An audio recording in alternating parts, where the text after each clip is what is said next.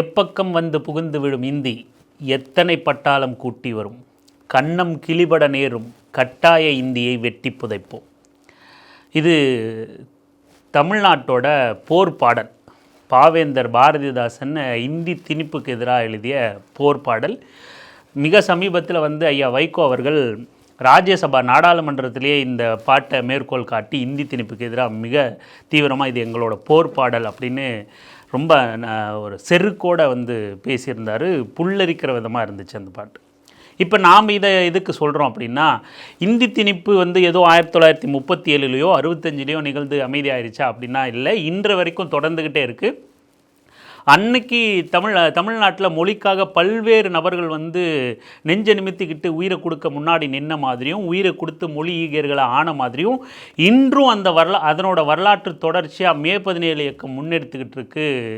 மொழி திணிப்புக்கு எதிரான போர், இந்தி எழுத்துக்களை அளிக்கிற அந்த போராட்டத்தை முன்னெடுத்து அதில் ஒரு தோழர் சிவா திலீபனுங்கிற தோழர் ரயில் முன்னாடி பாஞ்சு இன்னைக்கு கவலைக்கிடமாக, இன்னும் சொல்லப்போனால் தன்னை காப்பாற்றாதீங்க, மொழிக்காக என் உயிர் போகட்டும் அப்படிங்கிற அளவில் அவரோட அந்த உறுதி மொழிக்காக இருந்துச்சு. இன்றும் அவர் சிகிச்சையில் இருக்கார். அவர் மிக விரைவில் மீண்டும் இந்த இந்தி திணிப்புக்கு எதிரான மொழி போரில் ஈடுபடணும் அப்படின்னு நாம் இங்கே மீண்டும் ஒரு முறை கேட்டு, எத்தனை பட்டாளம் கூட்டி வரும் இந்தி கன்னம் கிளிபட நேரும்லாம் போர் பாடல் இன்றைக்கு வரைக்கும் பாடிக்கிட்டு இருக்கீங்களே, அப்படி என்ன இந்தி பட்டாளமாக கூட்டிகிட்டு வந்துட்டுருக்கு அப்படின்னா, அப்படி தான் இன்று வரைக்கும் இந்தி மார்வாடி பனியாக்கள் அவர்களோட முதலாளித்துவ லாப வேட்டைக்காக இந்திய ஒரு கலாச்சார திணிப்பாகவே நிகழ்த்திக்கிட்டு இருக்காங்க.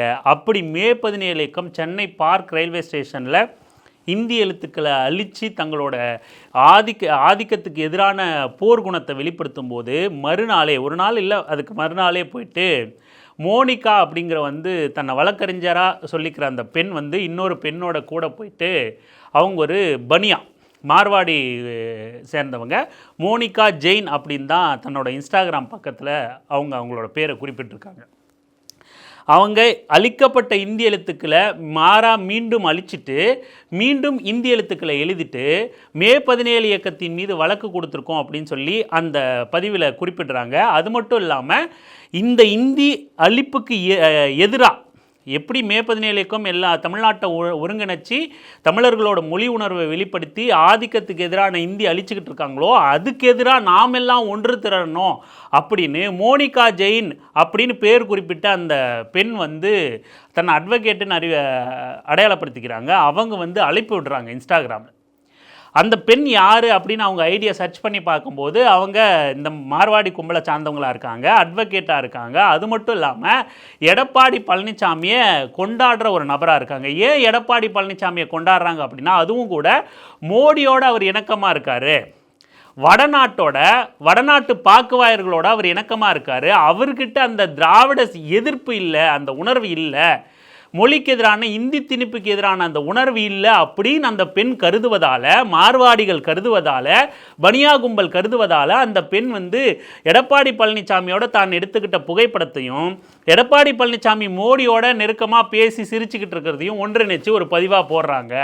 அதன் தொடர்ச்சியாக இப்படி இந்திய எழுப்புகள் அளிக்கிறத கண்டித்து பதிவுகள் போடுறாங்க. அதுக்கு எதிராக மார்வாடிகளும் வடநாட்டவரும் ஒன்றிணைணும் அப்படின்னு தமிழ்நாட்டிலிருந்து ஒரு மார்வாடி கும்பலை சார்ந்த ஒரு பெண் பதிவு போடுறாங்கன்னா இதை எப்படி நம்ம அனுமதிக்க முடியும்? இப்போவும் இந்தி ஆதிக்கம் செலுத்துது, இப்போவும் பட்டாளங்களை அழைத்து வர இந்தி தயாராக இருக்குது, மார்வாடி கும்பல் தயாராக இருக்குது. எத்தனை பட்டாளம் வேணாலும் கூட்டி வரட்டும் இந்தி, அந்த இந்தியை வெட்டி புதைப்பது தான், ஆதிக்க இந்தியை வெட்டி புதைப்பது தான் தமிழர்களோட வேலை.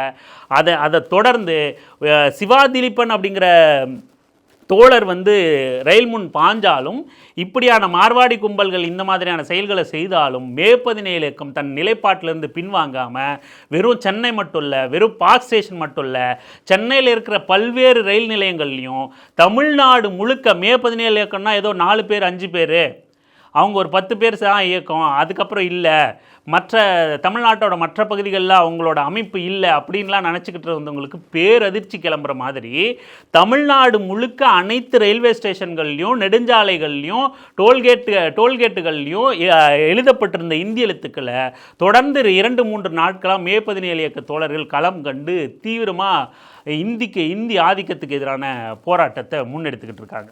சில தற்குறிகளும் சங்கிகளும் வந்து மே 17க்கும் திமுக அரசை காப்பாற்றுறதுக்காக சட்ட ஒழுங்கு பிரச்சனை தீவிரமாக போய்கிட்டு இருக்கு, அதிலிருந்து காப்பாற்றுறதுக்காக மே 17க்கும் இந்திய எதிர்ப்பு போராட்டத்தை முன்னெடுத்துக்கிட்டு இருக்கு, திமுகவுக்கு ஆதரவாக செயல்பட்டு திசை திருப்புறாங்க அப்படிங்கிற மாதிரி ஒரு வெற்று குற்றச்சாட்டை வைக்கிறாங்க. இதை நம்ம கடந்து போயிடலாம் ரொம்ப எளிமையாக. இருந்தாலும் முற்போக்கில் பயணிக்கலான்னு இந்த மாதிரியான செயல்பாடுகளை கவனிச்சுக்கிட்டு இருக்கிற இளம் தோழர்கள் வந்து இதை பார்த்து தவறாக மடைமாற்றப்பட்டுக்கூடாது அப்படிங்கிறதுக்காக இந்த விளக்கத்தை நாம் தரோம். மே 17க்கும் கடந்த ஓராண்டுகளாக இந்த போராட்டத்தை முன்னெடுத்துக்கிட்டு இருக்கு. 2025ஆம் ஆண்டு மே 17க்கும் தங்களோட தமிழ் தேசிய மாநாட்டில், தமிழ் தேசிய பெருவிழாவில் இந்தி திணிப்புக்கு எதிரான பாடலை வெளியிடுறாங்க, இந்தி ஆதிக்கத்துக்கு எதிரான பொதுக்கூட்டத்தை நடத்துகிறாங்க. இந்தி எதிர்ப்பாக தொடர்ந்து இந்தி எழுத்துக்களை அழிக்கிறதுக்கான தங்களோட போராட்டங்கள் தொடரும் அப்படின்னு 2025 தங்களோட தமிழ் தேசிய மாநாட்டில் அறிவிக்கிறாங்க. இதை அடுத்து வந்து 2026 ஜனவரி 27ஆம் தேதி மோடி தமிழ்நாட்டுக்கு வரார். அப்போ மோடி தமிழ்நாட்டுக்கு வரும்போது மோடிக்கு கருப்பு கொடி காட்டுறதோடு சேர்த்து இந்தி எதிர்ப்புக்கான தேவை குறித்து முழக்கங்களை முன்னிட்டு களத்தில் இறங்கி மே 17க்கும் போராடுது. அதே 2026 பிப்ரவரி 21ஆம் தேதி உலக தாய்மொழி நாள். அந்த உலக தாய்மொழி நாளான அன்னைக்கு மோடி தமிழ்நாட்டுக்கு மீண்டும் வருகை தராரு. உலக தாய்மொழி நாள் இந்தி ஆதிக்கத்தின் முகமாக இருக்கிற மோடி தமிழ்நாட்டுக்கு வராரு. இதை முன்னெடுத்து 2020 அந்த பிப்ரவரி 21ஆம் தேதி மே 17க்கும் மீண்டும் மோடிக்கு கருப்பு கொடி காட்டி இந்தி எதிர்ப்பு முழக்கங்களை முன் வச்சு போராட்டங்களையும் ஆர்ப்பாட்டங்களையும் நடத்துகிறாங்க. அதுக்கப்புறம் மார்ச் 1ஆம் தேதி 2026 மார்ச் 1ஆம் தேதி வந்து மீண்டும் வந்து கோவை, சிதம்பரம் உள்ளிட்ட நகரங்களில் ரயில் நிலையத்தை முற்றுகையிட்டு இந்தி எதிர்ப்புக்கான முழக்கங்களை முன் வச்சு போராட்டங்களை முன்னெடுக்கிறாங்க மே 17 இயக்க தோழர்கள். மறுபடியும் மார்ச் 11ஆம் தேதி மீண்டும் தமிழ்நாட்டுக்கு மோடி வரார். மார்ச் 1க்கு அப்புறம் மார்ச் 11ஆம் தேதி மறுபடியும் 3வது முறையாக மோடி தமிழ்நாட்டுக்கு வராரு. அந்த மார்ச் 11ஆம் தேதி மோடி தமிழ்நாட்டுக்கு வர்றதோடு மட்டும் இல்லாமல் மிகவும் முக்கியமான இன்னொரு நாள் அன்னைக்கு தாளமுத்து, மொழிப்போர் ஈகியரான தாளமுத்து அவர்கள் வந்து தன்னோட உயிரை மொழிக்காக கொடுத்த நாள், மரணித்த நாள். அதனால் அப்பேற்பட்ட மொழிப்போர் ஈகியரான தாளமுத்துவோட நினைவு நாளில் மோடி இந்திய ஆதிக்கத்துக்கு முகமான மோடி தமிழ்நாட்டுக்கு வரும்போது ஒரு எதிர்ப்பு கூட பதிவு செய்யாமல் விட்டால் தமிழர்களோட வரலாற்றில் பிழை ஆகிடும் இல்லையா? மே 17 இயக்கம் வந்து மறுபடியும் மார்ச் அந்த 11ஆம் தேதி மோடிக்கு கருப்பு கொடி காட்டுறாங்க, ரயில் நிலையங்களை முற்றுகையிடுறாங்க. பார்க் ரயில்வே ஸ்டேஷனில் அன்றைக்கி தான் ரயில்வே ஸ்டேஷனில் நுழைஞ்சி இந்தி எழுத்துக்களை அளிக்கிறாங்க. மோடியின் தமிழ்நாட்டு வருகை அன்னைக்கே, தாளமுத்தோட நினைவு நாள் அன்னைக்கே. இப்படி இந்தி எதிர்ப்புக்கான பாடல் வெளியிடுறதுலேருந்து அதுக்கான போராட்டம், ஆர்ப்பாட்டம், முற்றுகை, இந்தி எழுத்துக்கள் அழிப்பு இப்படின்னு தொடர்ச்சியான கடந்த ஓராண்டுகளாக இதுக்கான முன்னெடுப்புகளை மே 17 இயக்கம் முன் வச்சிருக்கு. இப்போ சமீபத்தில் ஏதோ 10 நாள் 15 நாளில் தமிழ்நாட்டில் நடந்த அசம்பாவிதங்களுக்கோ சாதிய படுகொலைகளுக்கோ இல்லை பாலியல் வன்முறைகளையோ திசை திருப்புறதுக்காக ஏன் ஒரு ஆண்டுக்கு முன்னாடி இருந்து மே 17 இயக்கம் வேலை செய்யணும்? இந்த 15 நாள் வேணும்னா ஒருவேளை பாஜக சங்கிகளோட திட்டமிட்ட சதியாக இருக்கலாம். இந்தி எதிர்ப்பு அப்படிங்கிறது வந்து திடீர்னு திமுக அரசை காப்பாற்றுறதுக்கான ஒரு வேலை திட்டம் கிடையாது. இது தமிழர்களோட உணர்வு பூர்வமான வரலாற்றின் தொடர்ச்சி. இந்தி ஆதிக்கத்துக்கு எதிரான இந்த போராட்டமும் போர்க்குணமும் இதை நம்ம ஜஸ்ட் லைக் தட் அப்படின்னு போகிற போக்கில் வந்து ஏதோ திமுக அரசை காப்பாற்ற அப்படின்னு மட்டும் சொல்லிட்டு போயிட முடியாது. இன்னும் சொல்லப்போனால் அந்த முதல் நாள் மார்ச் 11ஆம் தேதி பார்க் ரயில்வே ஸ்டேஷனில் இந்தி எழுத்துக்கள் அளிக்கப்பட்டது வந்து பெரும்பாலான திமுக ஆதரவு ஊடகங்களில் கூட பெருசாக பேசப்படலை. அதன் பிறகு தான் தவிர்க்க முடியாத காரணங்களால் தான் திமுக ஆதரவு, திமுக தலைவர்கள் யாருமே பெருசாக பேச பொருளாகலை. அதன் பிறகும் மே 17 இயக்கம் உறுதியாக இருந்து, தோழர் ரயில் முன் பாஞ்சதுக்கு பிறகும் உறுதியாக இருந்து இந்த போராட்டங்களை வெறும் சென்னையில் மட்டும் இல்லாமல் தமிழ்நாடு தழுவி கொண்டு போகும்போது இது தமிழ்நாட்டு அளவில் மிகப்பெரிய பேசுபொருளாகவும் இந்திய அளவில் கவனிக்கப்படக்கூடிய செய்தியாகவும் தமிழ்நாட்டில் பற்ற வச்ச தீ மீண்டும் வடநாடுகளுக்கு பரவுற விஷயமாகவும் மாறுது. அனைத்து தலைவர்களும் பாதிக்கப்பட்ட படுகாயமடைந்து சிகிச்சையில் இருக்கிற சிவா திலீபன் தோழரை வந்து முதலமைச்சர் உட்பட அமைச்சர்கள் உட்பட அனைத்து தலைவர்களும் வந்து சந்தித்து சந்தித்து ஆறுதல் சொல்லிட்டு போன நிகழ்வும் அதன் பிறகு அந்த செய்திகள் வந்து தீயாய் பரவுனதையும் நாம் பார்த்துக்கிட்டு இருக்கோம். இதுதான் மே 17 இயக்கம் வந்து எப்படி இந்த மொழி போராட்டத்தை முன்னெடுத்துச்சு கடந்த ஓராண்டுகளா அப்படின்னு சொல்லிட்டு.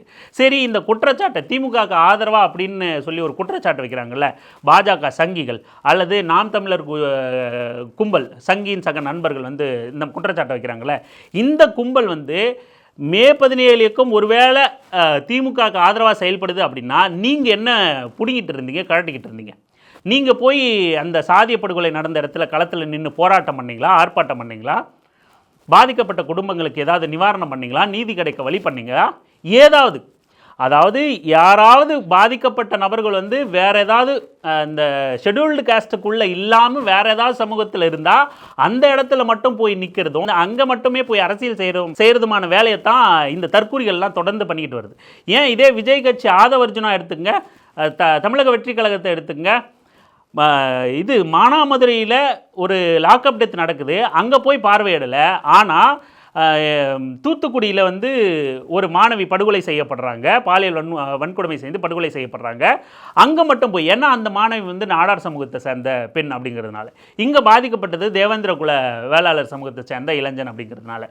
பாதிப்பு அப்படின்னா பாதிக்கப்பட்டவர்கள் பக்கம் நிற்கிறது அப்படின்னா மனிதநேயத்தோட மாந்தநேயத்தோட அந்த மக்கள் பக்கம் நிற்கிறது தான் முறை.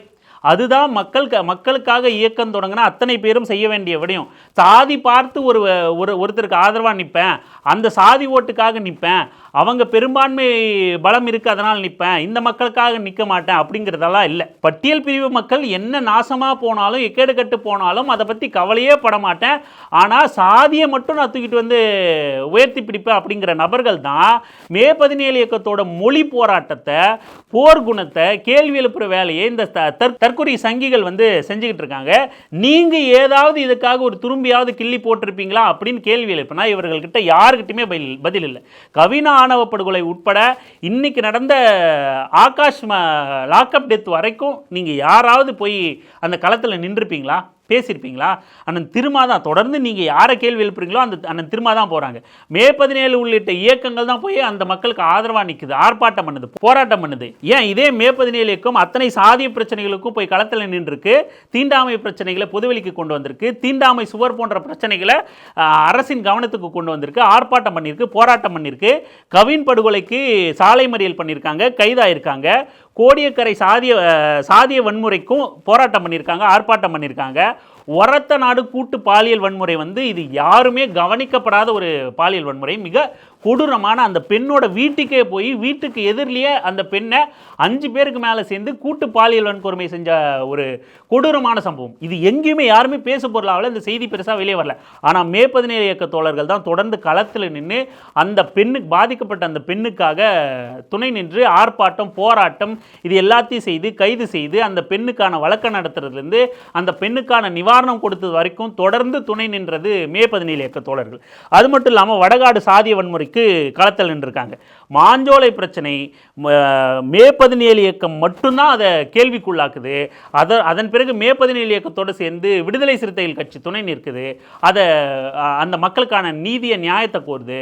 வேற யாருமே அந்த மக்களுக்காக சின்ன ஒரு பதிவு கூட போட்டதில்லை, ஒரு சிறு குரல் கூட எழுப்பினது கிடையாது மாஞ்சோலை மக்கள். அப்படி என்ன உங்களுக்கு ஜாதி வன்மம், வன்முறை?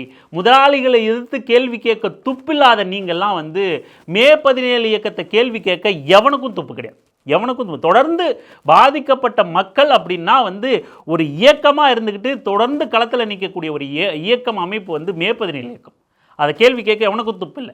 இன்னும் சொல்ல போனால் அட்ரஸ் பண்ணாத பல விஷயங்களை களத்தில் போய் நிற்கிறது. ஏன் இதே அனகாபுதூர் எடுத்துங்க, தாம்பரம் அனகாபுதூர் குடிசை இடிக்கிறதுக்கு அந்த மக்களை தூக்கி வீசினாங்களே, ஏதோ பொம்மைகளை வீசுகிற மாதிரி அந்த மக்களோட உடைமைகளை பறித்து வீசினாங்களே, இடித்து தரமட்டமாக்குனாங்களே, யார் போய் நின்னா? யார் போய் நின்னது?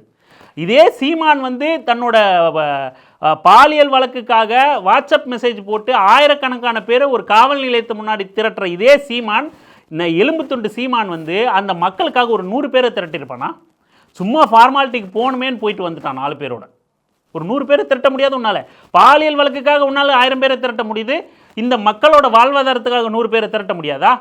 இந்த மாதிரி வடகாடு பிரச்சனையாக இருக்கட்டும், மாஞ்சோலை பிரச்சனையாக இருக்கட்டும், தாம்பரம் அனகாபுதூர் பிரச்சனையாக இருக்கட்டும், அத்தனை பிரச்சனைகள்லையுமே களத்தில் நிற்கிறது, அந்த மக்களோட மக்களாக நின்று போராடுறது, வழக்கு வாங்குறது, கைது செய்கிறது, போலீஸ் கிட்ட தடியடி வாங்குறது, மிதி வாங்குறதுன்னு அத்தனை செயல்பாடுகளையும் மே 17க்கும் முன்கள போராளிகளாக நின்றுருக்காங்க. பல கவனிக்கப்படாத விஷயங்களை இவங்க தான் கவனத்துக்கு கொண்டு வந்திருக்காங்க. ஜனநாயக சக்திகளை ஒன்று திரட்டுறதுலையும் முதன்மையானவர்கள் மே 17 இயக்க தோழர்கள். பல பெரியாரிய இயக்கங்களும் பெரியாரிஸ்டுகளும் தனித்தனியாக உதிரிகளாக செதஞ்சு கிடக்க, மக்களோட பிரச்சனைக்கு நாம் என்ன வேணால் முரண்பாடுகள் இருக்கலாம், சில விஷயங்கள்லாம் நாம் சேர்ந்து செயல்படணும் அப்படின்னு பெரியாரிய கூட்டமைப்பு அப்படின்னு ஒன்று உருவாக்குனதே மே 17 இயக்கம் தான். அத்தனை முற்போக்கு சக்திகளையும் ஒன்றிணைக்கணும் அப்படிங்கிற முயற்சி எடுத்ததே மே 17 இயக்கம் தான். மே 17 இயக்கத்தை கேள்வி எழுப்புற யோகியதை எவனுக்கும் கிடையாது. சரி, அடுத்து ஓகே, மே 17 இயக்கம் இதை செஞ்சுருக்கு, இப்படியான போராட்டங்களை நடத்திக்கிட்டு இருக்காங்க, இந்திய ஆதிக்கத்துக்கு எதிராக போர் நடத்திக்கிட்டு இருக்காங்க. இந்தியை நம்ம எதிர்க்கணும். ரொம்ப சிம்பிள். சமஸ்கிருதம் அப்படிங்கிற ஒரு மொழி இந்தியா முழுக்க 25,000 பேர் கூட பேசப்படுதில்லை. அதுக்கு கிட்டத்தட்ட 6,000 கோடி 2,000 கோடிக்கு மேலே ஒதுக்குறான். ஒவ்வொரு தடவையும் ஒதுக்கும் போதும் கிட்டத்தட்ட 100 மடங்கு வித்தியாசம் இருக்குது. தமிழ் மொழிக்கு இப்போ 2,000 கோடி ஒதுக்குனா தமிழ் மொழிக்கு வெறும் 200 கோடி ஒதுக்குறான். இன்னும் மற்ற மொழிகளுக்கு இன்னும் கம்மி, 10 கோடி 15 கோடி 20 கோடி அவ்வளோதான். மொழி வளர்ச்சிக்கும் மொழி ஆராய்ச்சிக்கும் 25,000 பேர் கூட பேசாத ஒரு மொழிக்கு அத்தனை 1000 கோடி ஒதுக்குறான். இல்லாத சரஸ்வதி நாகரிகத்தை, இல்லாத ஆற்றை தேடி போகிறதுக்கு பல 1000 கோடியை ஒதுக்குறான். கீழடியோட அறிக்கையை இன்னும் வெளியிட அந்த அறிக்கையை ஏற்க மறுக்குது ஒன்றிய அரசு. அத்தனை ஆதாரங்கள், ஆயிரக்கணக்கான ஆதாரங்களை அடுக்கி கொண்டு போய் கொடுக்குறாங்க. கீழடியில் கிடைச்ச ஆதாரங்களை ஆய்வுக்கு அனுப்புகிறாங்க.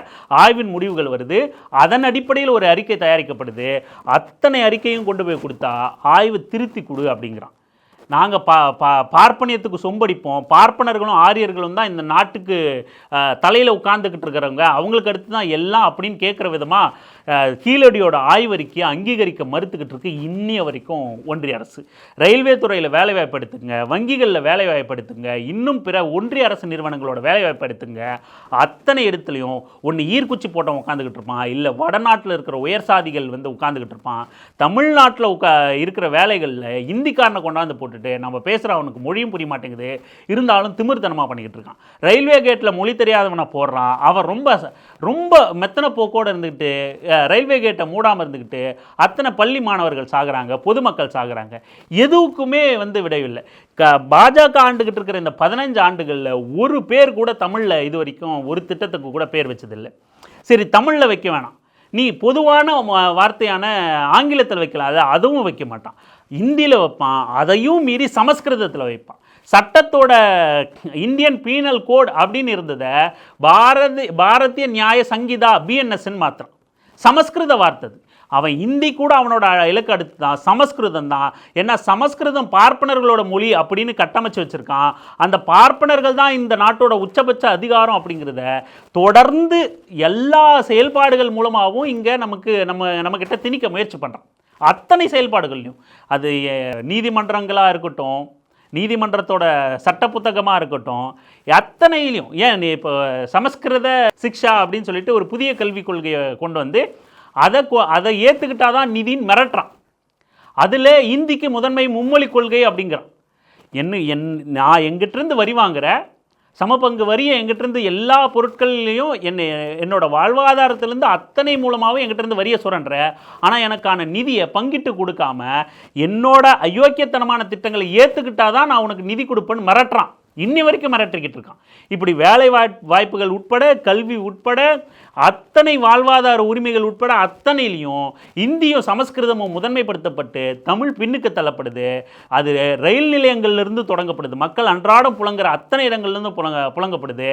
ஏடிஎம் கொஞ்ச நாளைக்கு முன்னாடி பார்த்தீங்கன்னா ஏடிஎம்மில் நீங்கள் தமிழ் பயன்படுத்தினா தான் தமிழ் வைப்போம், இல்லைனா ஹிந்தியும் இங்கிலீஷும் வைப்போம் அப்படின்னு சொன்னான். ஒரு மெஷினுக்கு ஒரு லாங்குவேஜ் நீ 100 லாங்குவேஜ் கூட ஆட் பண்ணிக்கலாம். நான் பயன்படுத்தணும், பயன்படுத்த மாட்டேன், அது உனக்கு என்ன தேவை?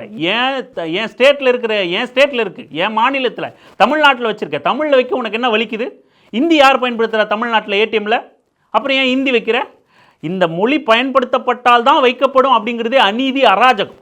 சமீபத்தில் கரு பழனியப்பன் கூட அதை எல்லாரும் போய் ஏடிஎம்மில் தமிழில் பயன்படுத்துங்க, அப்போ தான் தமிழ் வைப்பான் அப்படின்னு. அதெல்லாம் ஒன்றும் கிடையாது. நான் பயன்படுத்தாமல் போவோம், அது மேட்டரே கிடையாது, அது விஷயமே கிடையாது. நீ ஏன் என் மொழியை புறக்கணிக்கிற? பயன்படுத்தினாதான் அது வேலை செய்யும், பயன்படுத்தலைன்னா வேலை செய்யாது அப்படின்லாம் ஒன்றும் கிடையாது. இன்னும் சொல்லப்போனால் தமிழ் மொழி வழியாக நீங்கள் ஒரு டிரான்சாக்ஷன் நடத்துகிறீங்க அப்படின்னா அதிகபட்சமாக தமிழ் மொழியை பயன்படுத்தி ஒரு டிரான்சாக்ஷன் நடத்தும் போது அது ஃபெயில்ட் ஆகும். அப்படியான சூழ்ச்சிகளை பல ஏடிஎம்களை நம்ம இன்றும் பார்க்க முடியுது. தமிழ் மொழி மூலமாக ஒரு பணப்பரிவர்த்தனை நடக்குது, ஒரு வித்ட்ரா பண்ணுறோம், நம்ம பணத்தை எடுக்கிறோம், ஒரு பேலன்ஸ் என்கொயரி பண்ணுறோம் அப்படின்னா அது அதிகப்படியான நேரங்களில் ஃபெயில்ட் ஆகிற மாதிரி தான் பல ஏடிஎம்கள் இருக்குது. இப்படி நம்ம சுற்றி திரும்புகிற இடங்கள்லாம் தமிழ்நாட்டில் வாழ்கிறோமா இல்லை ஹிந்தியாவில் வாழ்கிறோமா அப்படின்னு தெரியாத அளவுக்கு இந்திய புகுத்தி திணிச்சு வச்சுருக்கான். கடந்த 15 வருஷமாக இன்னும் உக்கிரமாக நடந்துக்கிட்டு இருக்கு இந்த இந்தி திணிப்பு. அப்படி இருக்கும்போது இந்தி திணிப்புக்கு எதிராக இந்த போரில் நம்ம களம் காணாமல் எப்படி இருக்க முடியும்? இதை போய் நம்ம வெறும் தேர்தலோடவும் திமுகங்கிற கட்சியோடவும் நம்ம சுருக்கி பார்த்துட முடியுமா? டெல்லி ஏகாதிபத்தியம் இருக்கும் வரை இந்தி திணிக்கப்பட்டு கொண்டே இருக்கும். தமிழர்கள் இருக்கும் வரை இந்திக்கு எதிரான போர் தொடர்ந்து கொண்டே இருக்கும். இதைத்தான் நம்ம சொல்லிக்கிட்டு இருக்கோம். அதனோட வரலாற்று நீட்சியாக இன்றைக்கி மே 17 இயக்கம் வந்து அந்த இந்தி எதிர்ப்பு களத்தில் தங்களோட தோழரோட உயிரை பணயம் வச்சு கூட இன்றைக்கி சமரசம் இல்லாமல் இயங்கிக்கிட்டு இருக்காங்க. இறுதியாக நம்ம ஒரு நாய் ஒன்று இருக்குது, தெருப்பொறிக்கு நாய். திருமாரஞ்சி அப்படின்னு ஒரு எச்சப்பொறிக்கு புறம்போக்கு தெருப்பொறிக்கு நாய். இவ்வளோ நேரம் நம்ம ஏன் அந்த நாயை பேசலை அப்படின்னா, நாம் சொல்ல வேண்டிய செய்தி போய் சேர்ந்துடணும். நாம் ஏதோ உணர்ச்சி வசத்தில் பேசிட்டு ஒருத்தன் திட்டுறான் அதுக்கு பதில் திட்டுறோம் அப்படின்னு அந்த போராட்டத்தை மலினைப்படுத்திடக்கூடாது அப்படிங்கிறதுக்காக இந்த தெருப்பொறிக்கு எச்சப்பொறிக்கு புறம்போக்கு நாய் குறித்து நம்ம இறுதியாக பேசுகிறோம். அந்த தெருப்பொறிக்கு நாய் பேசுகிறான், திருமாரஞ்சின்னு தன் பேரை வச்சிருக்கிற எச்சப்பொறிக்கு நாய் பேசுகிறான். அவனை இன்னும் உங்களுக்கு யாரும் தெரியணும் அப்படின்னா, இந்த சிவகங்கை அஜித்குமார் வழக்கில் அந்த பொய் கேஸ் கொடுத்த அந்த பெண் இருக்கு இல்லையா, அந்த பெண்ணு தன்னோட மனைவி தான், ஆனால் விவாகரத்து ஆயிடுச்சுன்னு சொன்னானே, அந்த தெருப்பொறிக்கு நாய் தான் நம்ம இப்போ பேசுகிறோம். அந்த தெருப்பொறிக்கு நாய் என்ன பண்ணுறான், தோழர் திருமுருகன் காந்தி முன்னெடுத்த இந்த மே 17 இயக்கம் முன்னெடுத்த இந்த இந்திக்கு எதிரான போராட்டத்தை வந்து கொச்சைப்படுத்துகிற விதமாக திமுகவுக்கு ஆதரவாக தான் குரல் கொடுக்குறாங்க, அதனால தான் இந்த போராட்டத்தை முன்னெடுத்திருக்காங்க அப்படின்னு திருமுருகன் காந்தி உள்ளிட்ட மே 17 இயக்க தோழர்களை, பெரியாரிய தோழர்களை ஒருமையில் பேசுகிற வேலையை வச்சுருக்கான் இந்த தெருப்பொறிக்கு நாய். ஜாதி சங்கத்தை வச்சுக்கிட்டு பாஜக ஆர்எஸ்எஸ் காரங்கிட்ட அவன் சப்பி போட்ட எச்ச எலும்பை நக்கி தின்னுக்கிட்டு இருக்கிற இந்த தெருப்பொறிக்கு நாய் வந்து பெரியாரிய தோழர்களை இந்திய ஆதிக்கத்துக்கு எதிராக இந்திக்கு எதிரான போரில் தன்னோட உயிரியை துச்சமென மதித்து களம் கண்டுக்கிட்டு இருக்கிற தோழர்களை ரொம்ப போகிற போக்கில் பொறுக்கிகள்னோ நாய்கள்னோ பேசுகிறான்னா, இந்த எச்சப்பொறுக்கி புறம்போக்குக்கு நாம் எச்சரிக்கை விடுக்க கடமைப்பட்டிருக்கோம். முடிஞ்சால் களத்தில் வந்து சந்திச்சு பாடுறாய் புறம்போக்கு நாயை, உனக்கெல்லாம் என்ன மயிறு மரியாதை வேண்டு கிடக்கு. சிலருக்கெல்லாம் தோணும், அவன் பேசினா நம்ம பேசலாமா நாகரிகமா, இப்படி அவன் பேசினதை கூட நம்ம பகிர்றோம் பாருங்க. திருமுருகன் காந்தி டேனியல் காந்தி இருக்கா பாரு நாய், அவர் அப்படியே திசை திருப்புறாராம். அப்படியே அவர் திசை திருப்புறாராம். எப்படி இங்கிட்டு கற்பழிப்பு மரணவோலம் கொலை கொள்ளை கற்பழிப்பு நடந்துக்கு இருக்கல, இந்தியா அழிக்கிறான். ஒரு 4 பொறுக்கிகளை கூட்டிட்டு போய் 4 பொறுக்கி பயல்களை கூட்டிட்டு போய் இந்த பொறுக்கி நாய் இந்தியா அழிக்க போறேன்னு மக்களை திசை திருப்புறாராம். டேய் நீங்க என்னடா என்ன அண்ணா தரகோல அரசியல் பண்ணிட்டு இருக்கீங்க? இந்த நாய் திசை திருப்புதான் மக்களை. டேய் தமிழ்நாடு மக்களை உள்ளங்கையில உலகத்தை பார்த்துட்டு இருக்கான், நீ முட்டாள் ஆக்கணும்னு நினைக்காதீங்க. நீங்க டேனியல உன்னை செருப்ப கழட்டி நடு புச்சத்தல்ல வச்சு அடிக்கணும். இங்க பெண் குழந்தைகள் 2.5 வயசு குழந்தை 6 மாச குழந்தை மதக்கு நீங்க சீரழிக்கப்பட்டு இருக்கு. அதை பேசுறதுக்கு உங்க கூட்டணி கட்சியில ஒரு வயலுக்கு இங்க துப்பு மயிர் கிடையாது. நீ அழிக்கிறேன் கிழிக்கிறேன்னு போய் நிக்கிறேன். இந்த கூட்டணி கட்சியில இருக்கான் பாருங்க, வாயில பிளாஸ்டரை போட்டு உட்காந்து ஒட்டி இருக்கான் பாருங்க. எடுபடிகளா அறிவால எடிபுடிகளை நான் கேட்கிறேன், எவனா ஒருத்த வாய் திறக்கிறியா? இது நாடாடா? இது நாடா? இந்த நாடு மீண்டும் உங்களுக்கு ஒரு ஆட்சி ஒரு கேடா? நீங்களா மீண்டும் ஆட்சிக்கு வரணும் வெக்கம் இல்லாம ஓட்டு கேட்டு வரீங்களா? இப்படி பேசக்கூடிய தெருப்பொறுக்கிகளுக்கு நாம எப்படி, இவர் இருக்காரு இல்லைங்க, இவர் ஜாதி சங்க தலைவராக இருக்காருங்க, ஆர்எஸ்எஸ் கிட்ட எச்செலும்பு வாங்கி தின்னுக்கிட்டு இருக்காருங்க, 3 வேளையும் வயிறு முட்டை அந்த எச்செலும்பு தாங்க, அவன் சப்பி போட்டு மிச்ச மீதியை போட்டால் அவன் திங்கக்கூடிய நபருங்க, இவர் இந்த மாதிரிலாம் பேசியிருக்க கூடாதுங்க, இவருக்கு கடுமையான கண்டனங்கள்ங்க, இந்த மாதிரிலாம் தயவு செஞ்சு திருமாரஞ்சி அவர்களே பேசக்கூடாதுங்க அப்படின்னு நம்ம பேச முடியுமா? இவனே ஒரு தெருப்பொறிக்கு புறம்போக்கு, இந்த புறம்போக்கு பெரியாரிய தோழர்களை சீன்றான். வந்து பாடுறா களத்துக்கு, நீ சீண்டி பாரு. நீ இந்திய எதிர்ப்பு போருங்கிறது எவ்வளோ பெரிய வரலாற்று தொடர்ச்சி. தமிழன் உரிமைக்காக ஆதிக்கத்தை எதிர்த்து காலங்காலமாக இந்த டெல்லி அதிகார வர்க்கத்தை எதிர்த்து தன் உயிரையும் துச்சமென மதித்து போராடிக்கிட்டு இருக்கான். இந்த புறம்போக்கு 2 எலும்புக்காக ஆசைப்பட்டுக்கிட்டு உட்காந்துக்கிட்டு ஜாதி அடையாளத்தோட ஜாதி சங்கத்தை வச்சுக்கிட்டு தெருப்பொறிக்கு தின்னுக்கிட்டு இருக்கு இந்த எச்ச புறம்போக்கு. கடுமையாக கண்டிக்கிறோம். நாம் நீ களத்தில் இந்த மாதிரி பேசிக்கிட்டு வந்த பெரியாரிய தோழர்களை ரொம்ப எளிமையாக எடை போட்டுட்டு ஜஸ்ட் லைக் தட்டுன்னு பேசுகிறாத. எச்சக்கலை ராஜா இருக்கான்லாம், எச்ச ராஜா, அவங்ககிட்ட போய் கேளு பெரியாரிய தோழர்களை பற்றி. இல்லை உங்களோட நாய்க்குட்டி, இன்னொரு நாய்க்குட்டி இருக்கானே சீமானு, அவங்ககிட்ட போய் கேட்டுப்பாரு. வீட்டில் ஒளிஞ்சிக்கிட்டு இருந்தால வீடு முற்றுகையிடும் போது வீட்டில் எல்லாம் ரவுடி பசங்களாம் கூப்பிட்டு வச்சு பிரியாணி ஆக்கி போட்டு ஒளிஞ்சிக்கிட்டு இருந்தானே அந்த தெருப்பொறிக்கு நாய்கிட்ட போய் கேட்டு பாடுறா புறம்போக்கு. பெரியாரிய தோழர்களை சீன்ற வேலையும் எச்செலும்புக்கு வாலாட்டுற வேலையும் கொஞ்சம் லிமிட்டாக அவனுங்க கிட்ட மட்டும் வச்சுக்க. ரொம்ப களத்தில் வந்து தீவிரமாக டில்லி எதிர்த்து போராடிக்கிட்டு இருக்கிற தோழர்கள்கிட்ட, ஆதிக்கத்துக்கு எதிராக களத்தில் வேலை செஞ்சுக்கிட்டு இருக்கிற தோழர்களை சீன்ற வேலை வச்சுக்காத.